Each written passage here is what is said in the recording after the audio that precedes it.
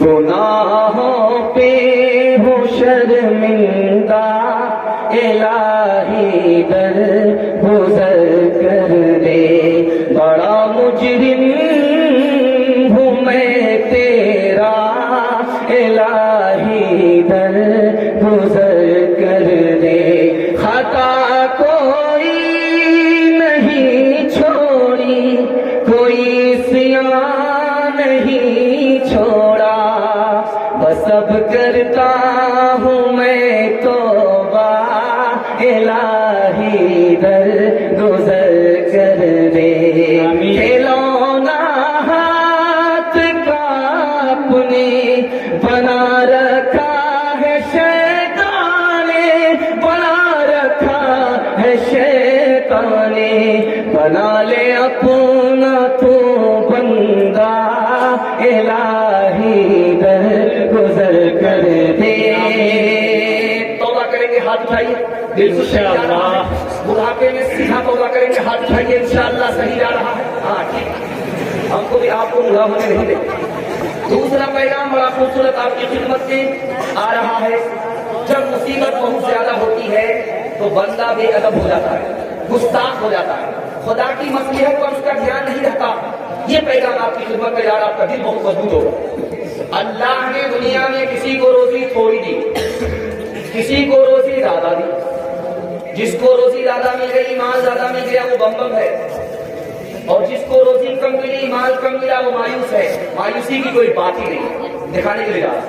Doctor کسی کو دوائی کم دیتا ہے، ڈاکٹر کسی کو دوائی زیادہ دیتا ہے، جو ڈاکٹر سے زیادہ دوائی لیتا وہ فخر نہیں کرتا، جو ڈاکٹر سے دوائی کم لیتا ہے وہ مایوس نہیں ہوتا۔ جس طرح ڈاکٹر کو پتا ہوتا ہے تھوڑی دوائی میں اس کا کام بن جائے گا، اس لیے اس کو تھوڑی دوائی دیتا ہے۔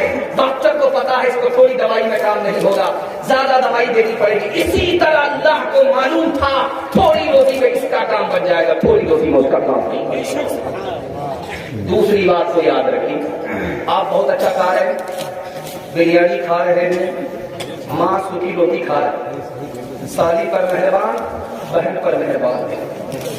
آپ اچھا کپڑا پہنے، اچھے مکان میں، آپ کو ثواب ملتا نہیں۔ بہت اچھا کپڑا پہنے، بہت اچھا کھانا کھا رہے، بہت اچھے مکان میں، آپ کو ثواب نہیں ملتا۔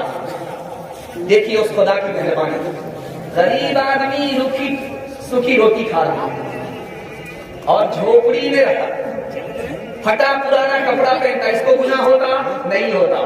اللہ نے اس پر بھی ظلم نہیں کیا، اللہ نے اس پر بھی ظلم نہیں کیا۔ تیسری بات بتانے کے لیے جا رہا ہوں، جو فقیر کے پاس ہے وہ امیر کے پاس بھی ہے۔ اللہ تعالیٰ جنت میں کچھ لوگوں کو بے حساب داخل کرے، اس کا کوئی حساب نہیں لے گا، لائسنس اس کو مل گیا، کنسیشن ملا اور وہ آ گیا جنت میں داخل ہو۔ وہ کون آدمی ہوگا؟ اللہ کہے گا کہ او جناب، میں تمہیں بے حساب جنت میں داخل کر رہا ہوں اس لیے کہ تم دنیا میں غریب تھے، تم کو اپنا کپڑا نہیں تھا، دوسرا پہناتا تھا، تم کو اپنا کھانا نہیں تھا، دوسرا کھلاتا تھا، تمہارے پاس اپنا مکان نہیں تھا، دوسرے کے مکان میں رہتے تھے، میں تمہیں فری میں بے حساب جنت میں داخل کر رہا ہوں۔ لیکن یہ بتاؤ کہ دنیا میں جب بھوکے رہتے تھے کھلاتا کون تھا؟ جب ننگے تھے تو کپڑا پہناتا کون تھا؟ جب چھپر نہیں تھا تو کس نے سایہ دیا، چھپر دیا؟ وہ بولے گا فلاں امیر تھا، میرا پڑوسی تھا، میرے پڑوس میں رہتا تھا، مجھے کھلا دیا کرتا تھا، پہنا دیا کرتا تھا، اور دیوار اور چھت دے دیا کرتا تھا۔ تو اللہ فرمائے گا کہ اکیلے جنت میں مت جاؤ، اس امیر کو بھی جنت میں لے کر کے جاؤ۔ اللہ نے غریب کو جو دولت دی وہ امیر کو بھی نصیب کی۔ تیسری اور آخری بات آپ کے سامنے نقل کر رہا ہوں، ختم کر رہا ہوں، دل اور دماغ کو مضبوط رکھنا کہ اللہ جس حال میں رکھے وہ حال اچھا ہے۔ وہ ڈاکٹر تھا، اس کو پتا ہے کہ ہم کو کس حال میں رکھنا ہے۔ دو آدمی کا انتقال ہو رہا ہے، ایک مسلمان ہے، جب آدمی مرتا ہے تو اس سے پوچھا جاتا ہے کہ تمہاری آخری خواہش کیا ہے؟ اس آدمی سے پوچھا کہ تم مسلمان تو تمہاری آخری خواہش کیا ہے؟ کہ مجھے زیتون تیل پینا ہے۔ اس کے بعد مر گیا۔ دوسرے سے پوچھا کہ بھائی تم یہودی ہو، انتقال کر رہے ہو، تمہاری آخری خواہش کیا ہے؟ بولا مچھلی مجھ کو کھانا تھا، بنگال کی ہوا ہے۔ اس نے کہا کہ مجھے مچھلی چاہیے، اس نے کہا کہ مجھے زیتون چاہیے، مچھلی لا کر کے کھلا دی گئی، اس کے بعد اس کا وکٹ گرا،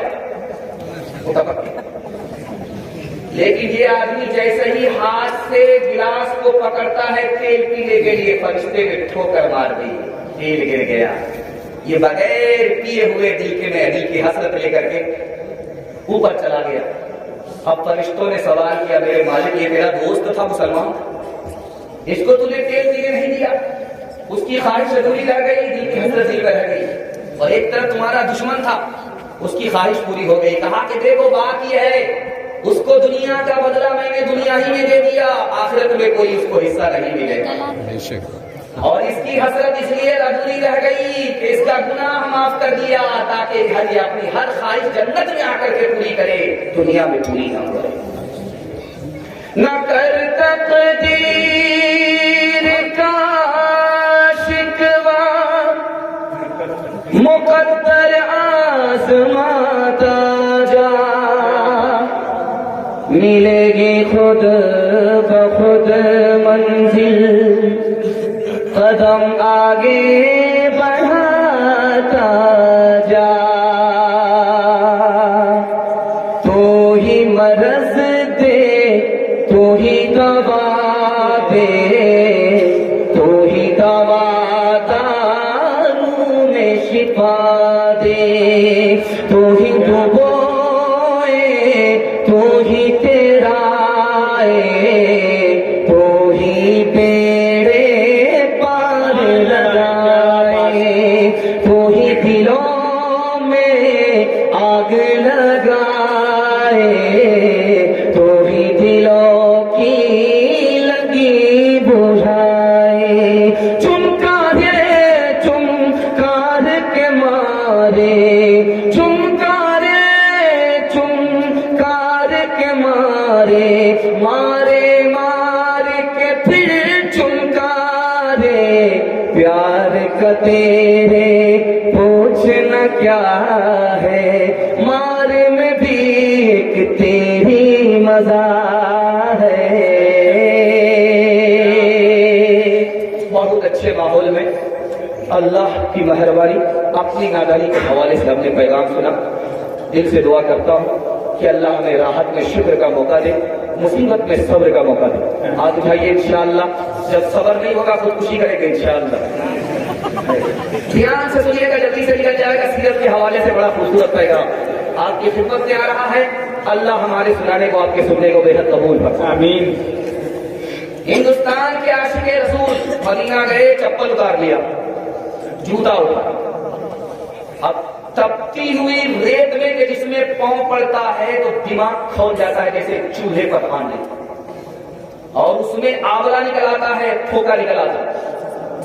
انہوں نے جوتا اتار لیا، تپتی ریت پر رکھ لیا۔ لوگوں نے کہا کہ حضور آپ کیسے آدمی ہو، کیوں خود کو مصیبت میں ڈال رہے ہو؟ جوتا اس لیے اتارا ہے، کیا پتا جوتا اس جگہ پڑ جائے جہاں نبی کے قدم پڑے تھے۔ اللہ اکبر۔ یہ عاشق کون تھے؟ حضرت نانو سے دعا کیجیے اللہ ان کے درجات کو بلند فرمائے، آمین۔ بہت سارے لوگ مدینہ سے آتے ہیں، تبرک میں تسبیح دیتے ہیں، وہ کہتے سبحان اللہ۔ تبرک میں آب زمزم ملتا ہے، الحمدللہ بسم اللہ کر کے پی لیتے۔ کھجور ملتی ہے، بڑے جذباتی ہو کر کے اس تبرک کو قبول کرتے۔ لیکن کچھ لوگ ٹارچ لے کر کے آتے ہیں، وہ ٹارچ دیتے ہیں، اس میں لکھا رہتا میڈ ان چائنا۔ یہ آدمی جب پکڑتا ہے یار تم مدینے کا تبرک دے رہے ہو، اس میں چائنا لکھا ہوا ہے۔ تو حضرت رشید احمد گنگوہی رحمۃ اللہ علیہ بڑے عاشق رسول تھے، دعا کیجیے اللہ ان کی قبر کو نور سے بھر، آمین۔ ان کے پاس ایک آیا حج کرنے والا تبرک لے کر کے ٹارچ دینے کے لیے کہ حضرت آپ لے لو، اس ٹارچ کو رکھ لو، مدینے کا تبرک ہے۔ تو آپ نے دونوں ہاتھ سے لیا اور ہونٹ سے چوما، آنکھوں سے لگایا۔ ایک مرید نے کہا حضور یہ تو چائنا کا بنا ہوا ہے۔ تو حضرت نے فرمایا کہ ارے اللہ کا بندہ، چائنا کا ضرور بنا ہوا ہے لیکن مدینے کی ہوا لگی ہے اس لیے چوم رہا ہوں۔ ماشاءاللہ۔ ایک عاشق رسول تھے، ہندوستان سے ہی سہارنپور سے گئے، مدینے میں زمین پر بیٹھ گئے، کپڑا خراب ہو گیا، زمین پر بیٹھ گئے۔ لوگوں نے حیرت میں سوال کیا کہ حضور چٹائی موجود ہے، آپ زمین پر بیٹھ رہے ہو؟ تو کہا میں اپنے کو مدینے کا کتا سمجھتا ہوں، چٹائی سے بہتر زمین پر بیٹھنا بہتر سمجھتا ہوں۔ یہ عاشق رسول کون تھے؟ شیخ الحدیث مولانا زکریا۔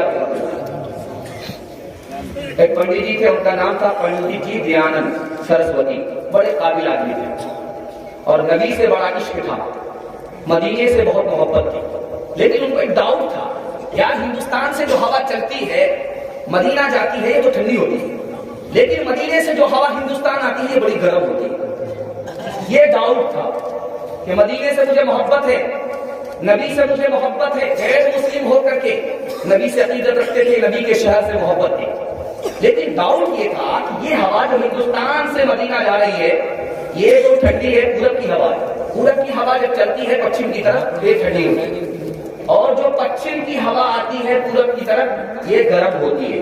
ان کا کہنا تھا کہ مدینے کی ہوا جب ہندوستان آتی ہے تو گرم ہوتی ہے، اور ہندوستان کی ہوا جب مدینہ جاتی ہے تو ٹھنڈی ہوتی ہے۔ یہ فرق کیوں ہے؟ حضرت نانوتوی نے جواب دیا، دعا کیجئے حضرت نانوتوی کا نعمت بدل اس ہندوستان میں اللہ دوبارہ پیدا فرمائے۔